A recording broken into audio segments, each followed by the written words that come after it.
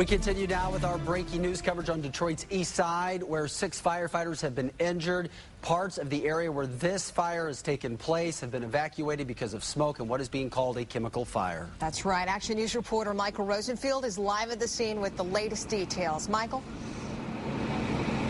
Hey guys, yeah, bottom line right now, 6 firefighters were injured during this massive fire this morning here at this strip mall, this block of stores here at Copland and Jefferson. There's a Metro PCS cell phone store, a beauty shop that's called Today Barber and Beauty, and a party store as well. Now, 6 firefighters were injured. 1 was treated and released already. That's the good news. Unfortunately, though, 4 others are in critical condition and taken to local hospitals. Mary Conway should have more information on their condition in just a bit, but I'm told from sources within the fire department that the injuries are very bad. That one person, one of the firefighters, was complaining about some sort of paralysis. He couldn't feel anything below his waist. Another firefighter was complaining about broken bones on the left side of his body, and another one may have had broken hips. That's not confirmed, but that is from sources within the fire department, and Mary Conway will be at one of the hospitals shortly to bring us some updated information. Now, I'm also told by the fire department that there was a fire here at this exact same spot last night around 5 o'clock. Firefighters got to the scene, they put it out, they thought they were done. At some point, either overnight or early this morning, there was some sort of rekindle. They're not sure how that started, if it's suspicious, if there was an explosion or whatnot. But they got back to the scene early this morning around 7 o'clock, 8 o'clock this morning. As they were fighting the fire, they were pulling plywood off of the building, doing whatever they would normally do as part of the routine when fighting a fire like this. When at some point, the wall on the second floor just collapsed. This is a two-story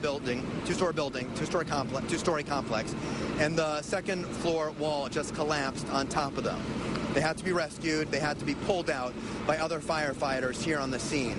And again, 6 were injured at first, 1 treated and released, 4 in critical condition right now at 2 local hospitals. Back to you guys. Thank you very much. Michael Rosenfield live from the scene. We want to check in now with Mary Conway, who is live at St. John with the latest on the firefighters being treated there. Mary? And as you were watching, as you were coming to us, the mayor, Dave Bing, was just walking into St. John Hospital. I'm trying to stay out of the picture so that you understand that he is here. We are told that the mayor will be speaking with us shortly. From what I've been told by hospital personnel, there are 3 people here in fair condition, but 1 is critical. At this moment, they are not telling us any more about their locations and the locations of their injuries, but their conditions are, we have 3 people fair here, 1 in critical condition. Obviously a huge concern to the city. You know, you talk about Detroit's finest, and you also talk about the bravest, and they always refer to the fire department as the bravest. Those are the people that actually go into the situation and really try to fight this at ground zero. And so one of the things the mayor got here as early as he could. He's been brought in by his staff. His security people are here. They know that we're waiting to go live with him as soon as he comes out.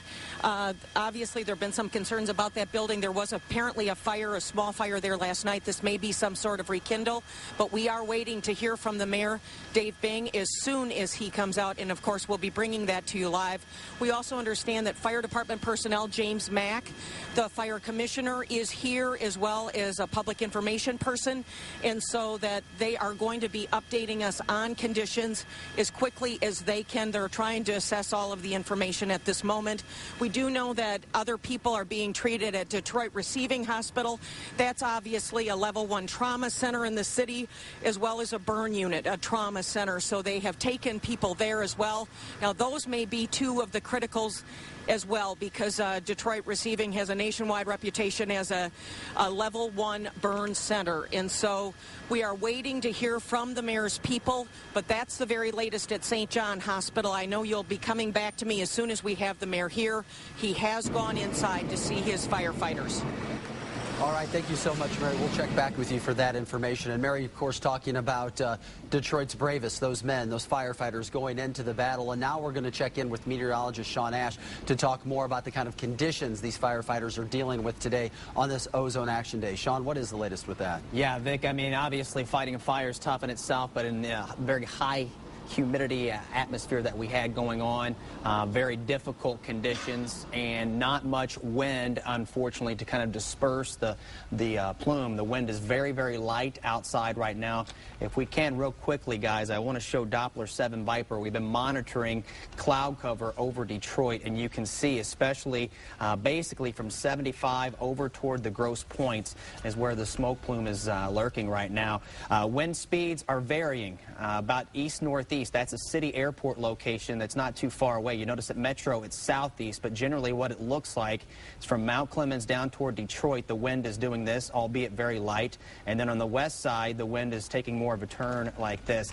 After analyzing everything, I suspect at most the cloud may make it to about 75. I was looking at our downtown tower cam on top of the Renaissance building. It's completely socked in right now, but pretty much from Highland Park, downtown Detroit, and obviously Hamtramck over toward the east side along 94. This is pretty much what you're seeing. That is the plume of smoke that's covering up, again, 94 east side up through the Grosse Points. So that's where the thickest smoke will be, at least for the foreseeable future. It doesn't appear like it's going to disperse very soon. I suspect, though, once we work into the afternoon, the wind will pick up from the southeast, and that should help break apart the cloud deck. But yeah, very difficult conditions for the firefighters outside right now. Vic and Alicia. Thank you so much, Sean Ash, for that report on the Ozone Action Day and how it's impacting this fire. Let's check in now with Erin Nicole, our live drive traffic reporter, for a look at the road closures involving this. Yeah, definitely going to be a tough commute for anyone who usually travels out along Jefferson downtown. You need to avoid the area.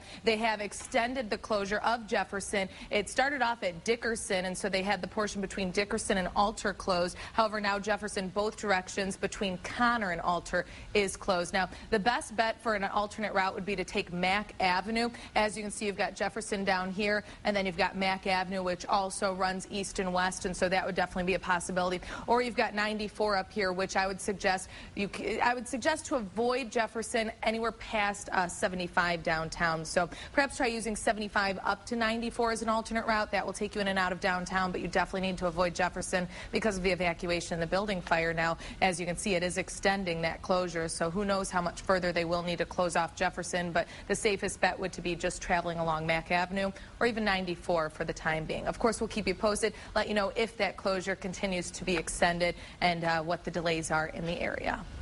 All right, thank you so much, Erin. We're going to head back out to the scene where Action News reporter Michael Rosenfield has been giving us live reports throughout the morning on this fire on Detroit's east side on Jefferson. Michael, what is the latest with the firefighters' quest to completely get this fire under control?